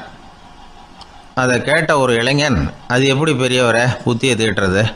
கத்தியை தீட்டுன்னு சொன்னால் ஒரு கருங்கல்லில் கத்தியை தேய்க்கலாம், புத்தியை தீட்டுன்னு சொன்னால் எப்படி தலையை கொண்டுட்டு போய் தரையில் தேய்ச்சிக்கிட்டு இருக்க முடியுமா அப்படின்னா. அந்த பெரியவர் உடனே புரிஞ்சுக்கிட்டார், இந்த இளைஞனுக்கு புத்தி கூர்மை கம்மி அப்படிங்கிறத புரிஞ்சுக்கிட்டார். அது சரி, அறிவுக்கும் புத்திசாலித்தனத்துக்கும் என்ன வித்தியாசம்? இது ஒரு முக்கியமான கேள்வி. அறிவுன்னா என்ன, புத்திசாலித்தனம்னா என்ன? இதே கேள்வியை சாக்ரட்டிஸ் கிட்ட அவருடைய சீடன் ஒருத்தன் கேட்டானான். ஐயா, அறிவுக்கும் புத்திசாலித்தனத்துக்கும் என்னங்க வித்தியாசம் அப்படின்னு கேட்டிருக்கான். சாக்ரட்டிஸ் நிமிர்ந்து பார்த்துருக்கிறார் அந்த சீடனை. அதுக்கப்புறம் சொன்னாராம், நான் சொல்கிறேன் உன்னுடைய கேள்விக்கு பதில், ஆனால் அதுக்கு முன்னாடி நீ ஒரு காரியம் பண்ணணும்னாரான். என்னங்க செய்யணும் சொல்லுங்கன்றிருக்கான். அதோ பாரு, ஒரு பெரியவர் உட்காந்துருக்கிறாரு, அவர்கிட்ட போ, இங்கேருந்து பக்கத்தில் இருக்கிற அந்த கிராமத்துக்கு போய் சேர எவ்வளவு நேரம் ஆகும் அப்படின்னு கேட்டுட்டு வா அப்படி சொன்னார் சாக்ரட்டிஸ். சரின்னு சொல்லிவிட்டு இவன் போனான். அந்த பெரியவர் முன்னாடி போய் நின்னான். ஏங்க பெரியவரை, இங்கேருந்து அதோ தெரியுத அந்த கிராமத்துக்கு போய் சேர்றதுக்கு எவ்வளவு நேரம் ஆகும் அப்படின்னு கேட்டான். பெரியவர் நிமிர்ந்து பார்த்தார், ஆனால் பதில் எதுவும் சொல்லலை. இவன் மறுபடியும் ஒரு தடவை அதே கேள்வியை அவர்கிட்ட கேட்டான். என்னங்க, நான் கேட்குறது உங்கள் காதில் விழுதா, அந்த கிராமத்துக்கு போய் சேர்றதுக்கு எவ்வளோ நேரம் ஆகும் அப்படின்னு சொல்லி மறுபடியும் கேட்டான். அப்பவும் அவர் பதில் சொல்லலை. உடனே அவன் மனசுக்குள்ளே முடிவு பண்ணிக்கிட்டான், சரி பெரியவர் ஒரு மாதிரியாக தெரிகிறார், புத்தி சுவாதீனம் சரியில்லாத ஒரு மாதிரி தெரியுது அப்படின்னு நினச்சிக்கிட்டே வந்த வழியிலே திரும்பி வந்துட்டான். கொஞ்சம் தூரம் நடந்திருப்பான். இப்போ அந்த பெரியவர் மறுபடியும் கூப்பிட்டார், இளைஞனே இப்படி வாழ்னார். இவனுக்கு ஒன்றும் புரியல. மறுபடியும் திரும்பி நடந்தான். அவர் முன்னாடி போய் நின்னான். பெரியவர் சொன்னார், தம்பி, இங்கேருந்து அந்த கிராமத்துக்கு போய் சேர்றதுக்கு 5 நிமிஷம் ஆகும் அப்படின்னார். இப்போது அந்த இளைஞன் அந்த முதியவரை ஒரு மாதிரியாக பார்க்க ஆரம்பித்தான். அதுக்கப்புறம் கொஞ்சம் யோசித்தான். பிறகு அவர்கிட்டே கேட்டுட்டான், ஏங்க பெரியவரை, இதே பதிலை அப்போவே என்கிட்ட சொல்லியிருக்கலாமே, என்னை திரும்பி போன்னு சொல்லிவிட்டு பாதி தூரம் போனதுக்கப்புறம் மறுபடியும் கூப்பிட்டு அதுக்கப்புறம் இப்படி சொல்கிறீங்களே, இது நியாயமா அப்படின்னா. பெரியவர் சிரித்தார். அதுக்கப்புறம் சொன்னார், ஏன்பா நீ எவ்வளவு வேகமாக நடக்கிறேங்கிறத பார்க்காம நீ கிராமத்துக்கு போய் சேர வேண்டிய நேரத்தை எப்படி என்னால் சொல்ல முடியும்? அதனால தான் உன்னை கொஞ்சம் தூரம் நடக்க விட்டு உன்னுடைய நடையின் வேகம், அந்த கிராமம் இருக்கிற தூரம் ரெண்டையும் கணக்கு போட்டு அதுக்கப்புறம் நேரத்தை சொன்னேன்னார். சீடன் தலை குனிந்தான். அப்படியே திரும்பி சாக்ரட்டிஸ் முன்னாடி நின்னான். சாக்ரட்டிஸ் இப்போ சொல்கிறார், தம்பி, அதுக்கு பேர் தான் புத்திசாலித்தனம். இந்த அறிவு கூர்மை எல்லா இளைஞர்களுக்கும் வரணும் அப்படிங்கிறதுக்காகத்தான் கத்தியை தீட்டாத புத்தியை தீட்டு அப்படின்னு பெரியவங்கள்லாம் சொல்லிகிட்டு இருக்கிறாங்க. புத்தியை தீட்டுறவங்கெல்லாம் வாழ்க்கையில் அறிவாளியாகிறாங்க, தீட்டாதவங்க கோமாளியாகிறாங்க. இதுதான் இன்றைக்கி நடக்கிறது. அதனால் அறிவு கூர்மைங்கிறது வேற. இந்த காலத்து ஆசாமி ஒருத்தர் இன்னொருத்தரை பார்த்து கேட்டார், ஏங்க ஒரு விமானம் இங்கேருந்து புறப்பட்டு 2 மணி நேரத்தில் மதுரைக்கு போய் சேருது. நல்லா கவனிங்க, ஒரு விமானம் இங்கேருந்து புறப்பட்டு 2 மணி நேரத்தில் மதுரைக்கு போய் சேருது அப்படின்னா என்னோடய வயசு என்னன்னு கேட்டார். இவர் கேட்குறதுல ஏதாவது அர்த்தம் இருக்கா? அதாவது இங்கேருந்து புறப்பட்டு 2 மணி நேரம் ஆகுது மதுரைக்கு போகிறதுக்கு. அப்படின்னா என் வயசு என்னன்னு கேட்குறாரு. இதை கேட்ட உடனே அவர் பதில் சொன்னார். அப்படின்னா உங்களோட வயசு 20 அப்படின்னார். எப்படிங்க அவ்வளவு கரெக்டாக சொன்னீங்க அப்படின்னு கேட்டார். வேறு ஒன்றும் இல்லை, எங்கள் பக்கத்து வீட்டில் ஒரு முழு பைத்தியம் இருக்குது, அதோட வயசு 40. அப்படின்னா உன் வயசு 20 தான் இருக்கணும் அப்படின்னார். அரை பைத்தியம்னு முடிவு பண்ணிக்கிட்டார். அதனால் வாழ்க்கையில் அறிவு கூர்மைங்கிறது ரொம்ப அவசியம். அந்த புத்திசாலித்தனம் இருக்கிறவங்க வாழ்க்கையில் வெற்றி பெறுவது நிச்சயம். வாழ்க்கையில் ரொம்பவும் அடிபட்டு அல்லல் போட்டுக்கிட்டு இருக்கிற ஒருத்தர் வந்தார். மனசு ரொம்பவும் நொந்து போய் பேசினார். இந்த உலகத்தில் மனுஷனாக பிறந்ததை விட மாடாக பிறந்திருக்கலாம் சார் அப்படின்னார். திடீர்னு வந்து என்கிட்ட இப்படி சொன்னால் அதுக்கு நான் என்னங்க பண்ண முடியும் அப்படின்னேன். உங்ககிட்ட வரணும்னு தோணுச்சு, அதனால் வந்தேன் அப்படின்னார். சரிங்க, இப்படி ஒரு யோசனை வந்ததுக்கு என்ன காரணம் அப்படின்னு சொல்லி அவர்கிட்ட கேட்டேன். அதுக்கு அவர் சொன்னார், என் பையனுக்கு வேலை தேடுறேன் கிடைக்கல, பொண்ணுக்கு மாப்பிள்ளை தேடுறேன் கிடைக்கல, வீடு கட்டுறதுக்கு கடன் கேட்குறேன் கிடைக்கல, மாடாக பிறந்திருந்தா இது மாதிரி கவலையெல்லாம் கிடையாதுல்ல, பேசாமல் வைக்கோலை தின்னுக்கிட்டு அசை போட்டுக்கிட்டே கடந்து விடலாமே அப்படின்னார் அலட்சியமாக. அதுக்கப்புறம் தான் அவர் சொன்ன கருத்தை நானும் கொஞ்சம் அசை போட ஆரம்பித்தேன் மனசுக்குள்ளே. இப்போது இயற்கையை பொறுத்த வரைக்கும் அது நாம் எல்லாரும் மகிழ்ச்சியாக வாழணும் அப்படின்னு தான் விரும்புது.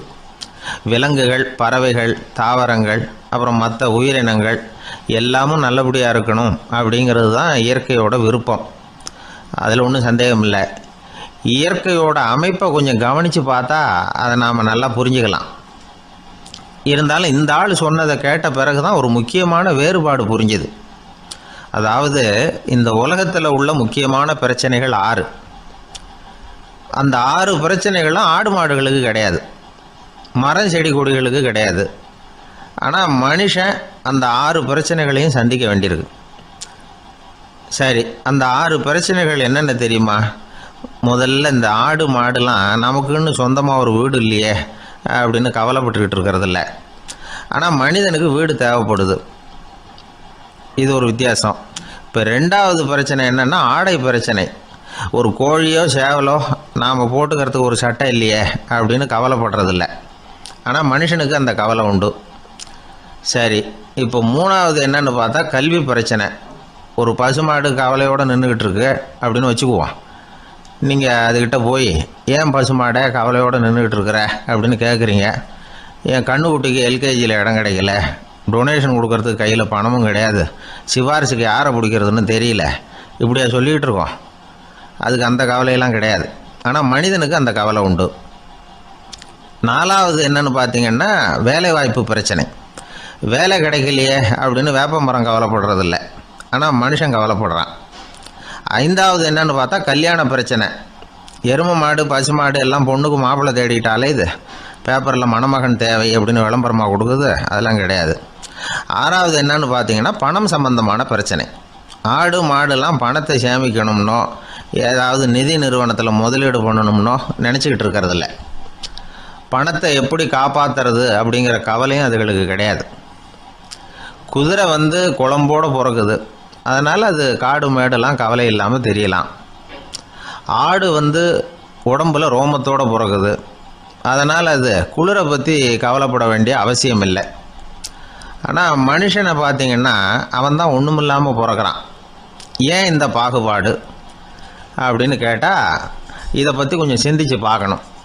அதாவது இந்த சந்தேகத்தை ஒரு பெரியவர்கிட்டையும் கேட்டேன். அவர் சொன்னார் இதுக்கு பதில். அவர் இதே கேள்வியை இயற்கை கிட்ட கேட்டாராம். இயற்கை பதில் சொல்லிச்சான். வேறு யாருக்கும் கொடுக்காத ஒரு வலுவான கருவியை, ஒரு பவர்ஃபுல் வெப்பன் மனுஷனுக்கு கொடுத்துருக்குறேன்னு, அந்த கருவியை உபயோகப்படுத்தி அந்த 6 பிரச்சனையை மட்டும் இல்லை 6 கோடி பிரச்சனைகள் இருந்தாலும் அதையெல்லாம் சமாளிக்கலாம். அது கருவி என்ன தெரியுமா? அதுதான் 6வது அறிவு. அதை உபயோகப்படுத்தினா காலுக்கு செருப்பு தயார் பண்ணிக்கலாம், குளிருக்கு போர்வை தயார் பண்ணிக்கலாம், என்ன வேணும்னாலும் செய்யலாம் அப்படின்னு இயற்கை பதில் சொல்லிச்சான். அதனால் நாம் செய்ய வேண்டியது என்னென்னா இயற்கையை முதல்ல சரியாக புரிஞ்சுக்கணும். இயற்கையின் படைப்பையே நாம் வந்து சரியாக புரிஞ்சுக்கிறது இல்லையா, அதுதான் வேதனை. இந்த கதையை கேளுங்க. இப்போ நகரத்திலேருந்து ஒரு ஆள் கிராமத்துக்கு வந்தான். அங்கே ஒரு சிறுவன் மாடு மேய்ச்சிக்கிட்டு இருந்தான். நகரத்து ஆள் சொன்னான், எவ்வளோ அழகான பசு. அது சரி, இதுக்கெல்லாம் ஏன் கொம்பு இல்லைன்னா? இதுக்கு அந்த பையன் பதில் சொன்னான். பசுமாட்டுக்கு கொம்பு இல்லாததுக்கு பல காரணங்கள் உண்டு. கண்ணுக்குட்டியாக இருந்தால் கொம்பு இருக்காது. பசு வளர்ந்து பெருசானதுக்கு அப்புறம் தான் கொம்பு முளைக்கும், இது ஒரு காரணம். சில சமயம் வளர்கிற கொம்பை எடுத்து விடுறது உண்டு, அது ஒரு காரணம். ஆனால் இதுக்கு ஏன் கொம்பு இல்லைன்னு கேட்குறீங்க? அதுக்கு என்ன காரணம்னா, இது பசு இல்லை, குதிரை அப்படின்னானா.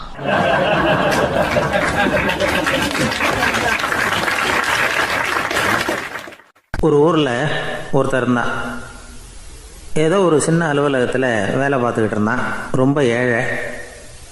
வர்ற கொஞ்சம் வருமானத்தை வச்சு வாழ்க்கையை ஓட்டிகிட்டு இருந்தான். ஒரு நாள் தெரு வழியாக அவன் நடந்து வந்துக்கிட்டு இருக்கிறான். தெருவில் ஒரு காசு கிடந்தது. அதை பார்த்துட்டான். அது குனிஞ்சு எடுத்தான். அது ஒரு பழங்கால காசு. அந்த காசு நடுவில் ஒரு துளை இருந்தது. அதாவது துளையிட்ட நாணயம். பழங்காலத்தில் புழக்கத்தில் இருந்த ஒரு நாணயம் அது. துளையிட்ட நாணயம் கிடச்சிதுன்னா ரொம்ப நல்லது, அது அதிர்ஷ்டம் அப்படின்னு ஒரு நம்பிக்கை உண்டு. இவன் கையில் அது கிடைச்சதும் ரொம்ப சந்தோஷப்பட்டான். இனிமேல் என்னுடைய கஷ்டம்லாம் தீரப்போகுது, அதிர்ஷ்டம் என்னை தேடி வரும், நான் பணக்காரன் ஆகிடுவேன் அப்படின்னு சொல்லிட்டு அந்த காசை தன்னுடைய கோட்டு பையில் பத்திரமா போட்டு வச்சுக்கிட்டான். அடிக்கடி அதை தொட்டு பார்த்துக்கிறது உண்டு, வெளியில் எடுக்க மாட்டான். இப்படியே கொஞ்ச காலம் ஆச்சு. அதுக்கப்புறம் என்னாச்சு தெரியுமா? நிஜமாகவே அதிர்ஷ்டம் அவனை தேடி வர ஆரம்பிச்சுட்டுது. செல்வம் வந்து குவிஞ்சுது. பணம், பதவி, புகழ் எல்லாம் வந்து சேர்ந்தது. சமூகத்தில் அவன் ஒரு பெரிய மனுஷன் ஆகிட்டான். எல்லாரும் அவனை பாராட்டினாங்க. அவன் எதை தொட்டாலும் வெற்றி, எல்லாம் அந்த காசோட மகிமை அப்படின்னு அவன் மனசுக்குள்ளே நினச்சிக்கிட்டான். தினமும் காலையில் அந்த கோட்டை போட்டுக்கிட்டு தான் வெளியில் கிளம்புவான். புறப்படுறதுக்கு முன்னாடி கோட்டு பாக்கெட்டை தொட்டு பார்த்துக்குவான், உள்ளே காசு இருக்கா அப்படிங்கிறத உறுதிப்படுத்திக்குவான். அதுக்கப்புறம் தான் வெளியில் கிளம்புவான். இப்படியே பல வருஷம் ஓடி போச்சு. ஒரு நாள் அவனுக்கு அந்த ஆசை வந்துட்டுது. அதாவது அந்த துளையிட்ட நாணயத்தை எடுத்து கண்ணால் பார்க்கணும் அப்படின்னு. காலையில் சாப்பிட்டுக்கிட்டு இருந்தான். அப்போ தன்னுடைய மனைவிகிட்ட சொன்னான், ரொம்ப நாளைக்கு அப்புறம் என்னுடைய அந்த நாணயத்தை இன்றைக்கி வெளியில் எடுத்து பார்க்க போகிறேன்னா. என்னத்துக்கு அது, இப்போ அதை பார்க்க வேணாமே அப்படின்னு மெதுவாக இழுத்தாங்க அந்த அம்மா.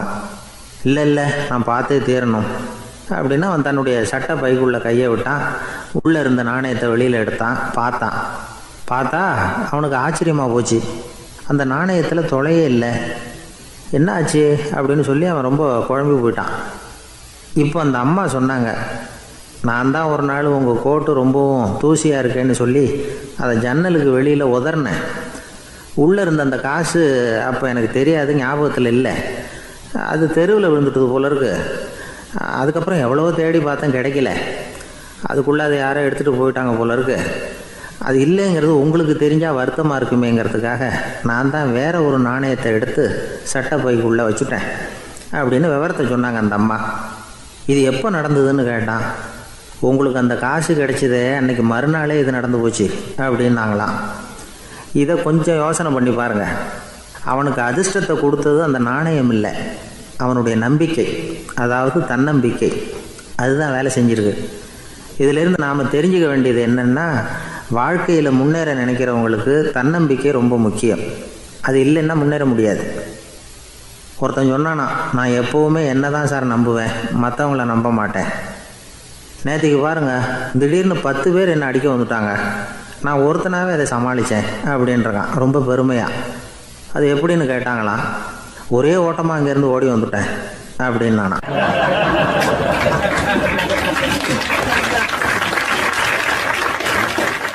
ஒரு பள்ளிக்கூடம் வகுப்பு நடந்துக்கிட்டு இருக்கு.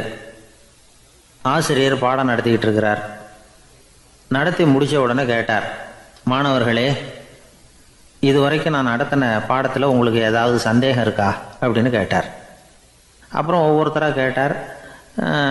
ஒரு மாணவன் எழுந்திரிச்சான். சார், எனக்கு சந்தேகம் எதுவுமே இல்லைன்னா. ஏன்னு கேட்டார். ஏன்னா எனக்கு நீங்கள் நடத்தின பாடம் தெளிவாக புரிஞ்சுட்டுது, அதனால் சந்தேகம் வரலன்னா. இன்னொரு மாணவன் எழுந்திரிச்சான். சார், எனக்கும் சந்தேகம் எதுவும் இல்லைன்னா. ஏண்டான்னு கேட்டார். ஏன்னா எனக்கு நீங்கள் நடத்தின பாடம் எதுவுமே புரியல, அதனால் சந்தேகம் வரல அப்படின்னா. இந்த இடத்துல நாம் கொஞ்சம் சிந்திச்சு பார்க்கணும். இந்த உலகத்தில் எல்லாம் புரிஞ்ச ஒருத்தனுக்கும் சந்தேகம் வராது, எதுவுமே புரியாத ஒருத்தனுக்கும் சந்தேகம் வராது. அறகுறையாக புரிஞ்சுக்கிட்டவன் இருக்கான் பாருங்க, அவனுக்கு தான் அடிக்கடி சந்தேகம் வரும். ஆக மாணவர்களை இந்த 3 வகையாக பிரிக்கலாம். அதே மாதிரி தான் மனிதர்களையும் 3 வகையாக பிரிக்கிறாங்க ஆன்மீகவாதிகள். ஒரு ஆன்மீக பெரியவர் என்ன சொல்கிறார் தெரியுமா? இந்த உலகத்தில் 3 வகையான மனிதர்கள் இருக்கிறாங்களாம். முதல் வகை எப்படி தெரியுமா? இவங்களுக்கு எதையும் தெரிஞ்சுக்கணுங்கிற அவசியமே கிடையாது.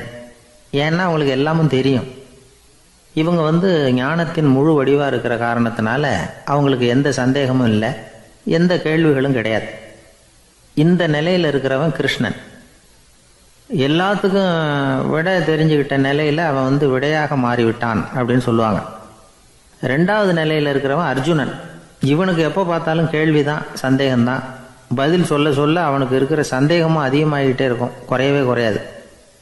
அர்ஜுனன் மாதிரி உள்ளவங்க எப்பவும் கேள்வி கேட்டுக்கிட்டே இருப்பாங்க. ஒரு கேள்விக்கு விட கிடைச்சிடுத்துன்னு வைங்க, உடனே இன்னொரு கேள்வி அவங்ககிட்ட இருந்து வரும். கிருஷ்ணனுடைய நிலை எப்படின்னா அது கேள்விகளே அற்ற ஒரு நிலை. அர்ஜுனனுடைய நிலை எப்படின்னா அது கேள்விகளை தவிர வேறு எதுவும் அற்ற ஒரு நிலை. இவங்களை தவிர இன்னொரு ஆள் இருக்கிறான், அவனுக்கும் கேள்விகள் அற்ற ஒரு நிலை தான். அவன் யாருன்னா துரியோதனன். இவனுக்கு தெரிஞ்சுக்கணுங்கிற எண்ணமே சுத்தமாக கிடையாது. ஆவலே இல்லைங்கிறதுனால அதை புரிஞ்சுக்கணுங்கிற அவசியமும் இல்லை. அதனால் அவனுக்கு கேள்விகள் அற்ற ஒரு நிலையில் அவன் இருந்துகிட்டு இருக்கிறான். எல்லா பதிலும் தெரிந்து கொண்ட நிலையில் கிருஷ்ணனும் கேள்விகள் அற்ற நிலையில் இருக்கிறான். தெரிஞ்சுக்கணுங்கிற ஆவலே இல்லாத துரியோதனனும் கேள்விகள் அற்ற நிலையிலே இருக்கிறான். இப்படியும் இல்லாமல் அப்படியும் இல்லாமல் 2ம் கெட்ட நிலையில் இருக்கிறானே, அவன் தான் அர்ஜுனன். அதனால் பெரியவங்கள்லாம் என்ன சொல்கிறாங்கன்னா, இந்த உலகத்தில் அர்ஜுனன்களாக இருக்கிறவங்க ஒன்று துரியோதனனாக மாறிடணும், இல்லைன்னா கிருஷ்ணனாக மாறிடணும். இதை தவிர வேற வாய்ப்பு இல்லை. துரியோதனன் மாதிரி உள்ளது விலங்கு நிலை, கிருஷ்ணன் மாதிரி உள்ளது தெய்வ நிலை. அர்ஜுனன் விலங்காவும் ஆக முடியல, தெய்வமாகவும் ஆக முடியல. இப்படி 2ம் கெட்டானா இருக்கிற வரைக்கும் இந்த கேள்விகளும் பிரச்சனைகளும் இருந்துக்கிட்டே தான் இருக்கும். இதுதான் பெரியவர்கள் சொல்லுகிற அனுபவ உண்மை. ஒரு ஆசிரியர் ரொம்பவும் விரிவாக விளக்கமாக பாடம் நடத்தின பிறகு, மாணவர்களே ஏதாவது சந்தேகம் இருந்தால் கேளுங்கன்னாராம். ஒரு மாணவன் எழுந்திரிச்சான். சார், எனக்கு ஒரு சந்தேகம்னா. என்னன்னு கேட்டார். இது வரைக்கும் என்ன பாடம் சார் நடத்துனீங்க அப்படின்னா அந்த பையன்.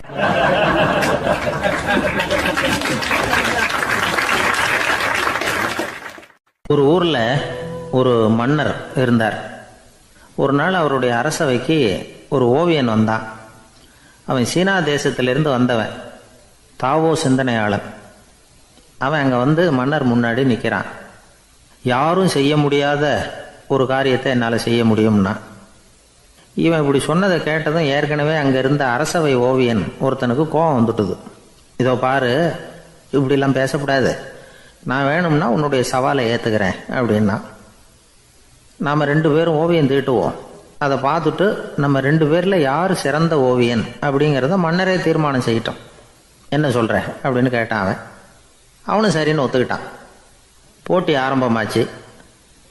அரசர் அவங்களுக்கு 2 சுவர்களை ஒதுக்கி கொடுத்தார். 6 மாத காலம் அவகாசம் கொடுத்தார். 2 ஓவியர்களும் அவங்கவுங்க வேலையை ஆரம்பித்தாங்க. இரவு பகலாக வேலை செய்ய ஆரம்பிச்சுட்டாங்க. 6 மாதம் முடிஞ்சது. அரசர் பார்த்தார். முதல்ல தன்னுடைய அரசவை ஓவியர் தீட்டியிருந்த ஓவியத்தை பார்த்தார்.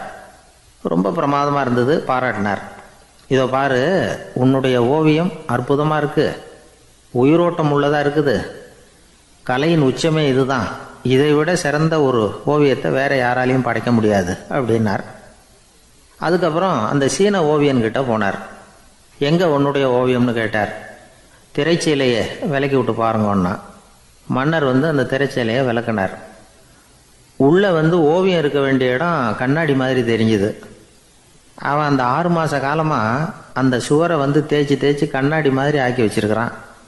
அதுக்கு நேராக எதிர் சுவரில் அரசவை ஓவியன் தீட்டின ஓவியம் இருக்குது. அது எதிரில் இருந்த இந்த கண்ணாடியில் பட்டு பிரதிபலிக்குது. மன்னர் யோசனை பண்ண ஆரம்பித்தார். அப்புறம் அந்த சீன ஓவியனை பார்த்து கேட்டார். இதை பாரு, நீ என்னுடைய ஆளை தோற்கடிச்சுட்ட அப்படிங்கிறதுல சந்தேகம் இல்லை, ஆனாலும் எங்களை ஏமாற்றி இருக்கிற, எந்த ஓவியமும் நீ வரையிலையே அப்படின்னார். அரசே, இதுதான் உண்மையான ஓவியம், உயிருள்ள ஓவியம். இது மனோபாவங்களை பிரதிபலிக்கும், மாறுகின்ற காலங்களை அப்படியே காட்டும் அப்படின்னா அந்த சீன ஓவியன். கையால் வரைகிற ஓவியங்களில் சலனம் இல்லை. கண்ணாடி அப்படி கிடையாது. சக்தியின் ஓட்டம் அதில் எப்பவும் இருந்துக்கிட்டே இருக்கும். கண்ணாடி மட்டுமே ஜீவன் உள்ள ஓவியமாக இருக்க முடியுங்கிறத அந்த சீன ஓவியன் தெரிஞ்சு வச்சுருந்தான். ஏன்னா அவன் ஒரு தாவோ சிந்தனையாளன். ஒவ்வொரு குழந்தையும் இந்த கண்ணாடியோடு தான் பிறக்குது. ஆனால் நாம் என்ன செய்கிறோம்னா ஓவியங்களை கண்ணாடி மீது பதிப்பிச்சு விடுறோம். கண்ணாடி நம்மளை பிரதிபலிக்குது. நம்முடைய அழகோ அவலட்சணமோ கண்ணாடியை பாதிக்கிறதில்ல. ஏன்னா அதுக்கு மனம் கிடையாது. கடந்து போன வினாடியை பற்றி அது சிந்திக்கிறது இல்லை. அடுத்த கணத்தை பற்றின எதிர்பார்ப்பும் அதுக்கிட்ட கிடையாது. அதுதான் பற்றற்ற நிலை. மனிதனுக்கு தேவைப்படுறது அதுதான். கண்ணாடிக்கிட்ட இருந்து நாம் கற்றுக்கொள்ள வேண்டிய பாடம் இது. வாழ்க்கையில் மனிதர்களை நேசிக்கலாம், உலகின் அழகையெல்லாம் பிரதிபலிக்கலாம், ஆனால் எதையும் பற்றி கொண்டு விடக்கூடாது அப்படிங்கிறது பெரியவர்கள் அறிவுரை. துயரம்ங்கிறது பற்றுக்களின் சாயை. கண்ணாடி முன்னாடி நிற்கிறப்போவெல்லாம் நமக்கு இந்த ஞாபகம் வரணுமா. ஒரு குடும்ப தலைவர் ஒரு நாள் காலையில் விடிஞ்சு எழுந்திரிச்சதும் சத்தம் போட்டார். யார் இந்த கருங்குரங்கு படத்தை என் ரூமில் கொண்டாந்து மாட்டி வச்சது அப்படின்னு கத்தினார். சமையல் கட்டிலிருந்து மனைவி பதில் சொன்னாங்க. தூக்க கலக்கத்தில் உளராதிங்க, நல்லா பாருங்க, அது படம் கிடையாது, முகம் பார்க்குற கண்ணாடி அப்படின்னாங்க.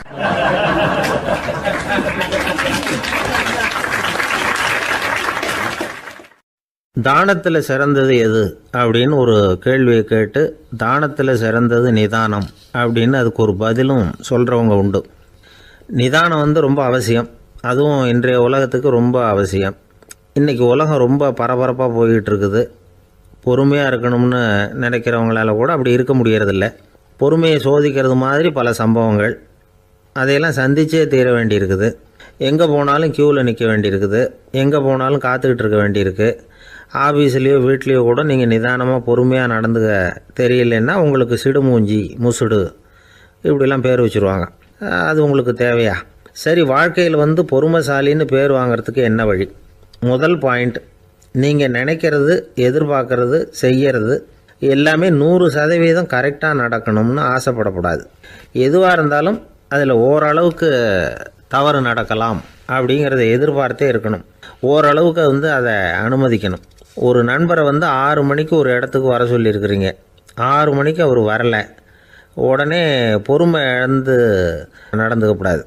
ஒரு 10 நிமிஷம் டிலே ஆகலாம். ஒரு வர்ற வழியில் பஸ்ஸு கூட ஏதாவது டிராஃபிக்கில் மாட்டியிருக்கலாம். அதெல்லாம் எதிர்பார்த்தே கொஞ்சம் காத்திருக்கிறதுல ஒன்றும் தப்பு இல்லை. சில சமயம் டிலே ஆகிறது கூட நல்லதாக முடியும். ஒரு பஸ்ஸை தவற விட்டுட்டு ஐயோ கொஞ்சம் ஒரு 2 நிமிஷம் முன்னாடி வந்திருந்தா பிடிச்சிருக்கலாமே அப்படின்னு தவிச்சிக்கிட்டு இருப்பாங்க சில பேர்.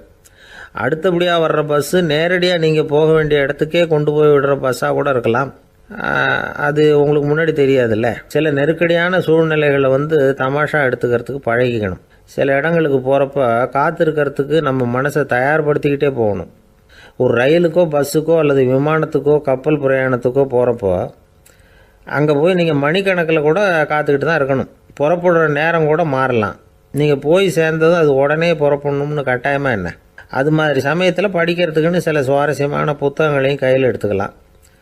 உங்களை சுற்றி எவ்வளவோ சுவாரஸ்யமான சம்பவங்கள் நடந்துக்கிட்டு இருக்குதுல்ல, அதையெல்லாம் வேடிக்கை பாருங்கள். எதுக்காக காத்துக்கிட்டு இருக்கிறோமோ அந்த காரியத்தில் உண்மையாகவே நமக்கு ஒரு அக்கறை இருந்தால் நமக்கு போர் அடிக்காது. சில கோயில்களில் பார்த்துருப்பீங்க, தரிசனத்துக்காக பக்தர்கள் நாள் கணக்கில் காத்துக்கிட்டு இருப்பாங்க. அவங்களெலாம் அழுத்துக்கிறது இல்லை. ஆண்டவனை தரிசிக்கணுங்கிற உண்மையான அக்கறை இருக்கிறதுனால அவங்களுக்கு போர் அடிக்கிறது இல்லை. ஆனால் சில சினிமா தியேட்டரில் கூட பார்க்கலாமே, சினிமா கியூ கூட அப்படி தான். சாயந்தரம் 6 மணி ஆட்டத்துக்கு காலம்பரம் 6 மணிக்கே போய் கூட காத்துக்கிட்டு இருப்பாங்க. அவங்களுக்கெல்லாம் போர் அடிக்காது. படம் பார்க்குற ஆர்வம். இன்னொரு முக்கியமான விஷயத்தை நாம் பழக்கப்படுத்திக்கணும். லிவ் ஃபார் தி மூமெண்ட் அப்படிங்கிறாங்க நிபுணர்கள். ரொம்ப பேர் எப்படின்னா அடுத்தபடியாக நடக்க போகிற விஷயத்திலேயே கவனமாக இருப்பாங்க. அந்த நினைப்புலேயே இந்த நிமிஷத்தை பொறுமை இல்லாமல் கழிப்பாங்க. ஒருத்தர் இருக்கார், அவர் எப்படின்னா ஆஃபீஸ் முடியறதுக்குள்ளேயே சார் 5 மணிக்கெல்லாம் ரெடியாக இருங்க, நாம் அந்த ஹோட்டலில் போய் டிஃபன் சாப்பிட்ணும் அப்படின்னு 4 மணிலேருந்து சொல்லிகிட்டு இருப்பார். 4:55 பரபரப்பாக ஓடி வருவார். 2 பேரும் புறப்படுவோம், ஹோட்டலுக்கு போவோம், சாப்பிட்டுக்கிட்டு இருப்போம். அப்படி சாப்பிட்டுட்டு இருக்கிறப்பே சார் சாப்பிட்டு முடித்ததும் நேராக ஒரு ஜவுளி கடைக்கு போகிறோம் அப்படிம்பார். பரபரக்க சாப்பிட்டு முடிப்பார், புறப்படுவார். ஜவுளி கடையில் அவசரமாக சீக்கிரம் பில் போடுங்க சார், சினிமாவுக்கு நேரம் ஆகிடும்பார். சினிமா தியேட்டரில் உட்காந்து அடுத்தபடியாக எங்கே டின்னர் சாப்பிட்றதுன்னு யோசனை பண்ணிகிட்டு இருப்பார். ராத்திரி படுக்கையில் விழுந்ததுக்கு அப்புறமும் நாளைக்கு காலையில் எழுந்திரிச்சதும் அதை பண்ணணும் இதை பண்ணணும்னு திட்டம் போட்டுக்கிட்டே இருப்பார். அதாவது எப்போவும் அடுத்த நிமிஷம், அடுத்த நாள், அடுத்த வாரம், அடுத்த வருஷம், இதுதான் அவங்க சிந்தனை. இந்த நிமிஷம் என்ஜாய்மெண்ட்டை அவங்க இழந்துடுறாங்களாம்.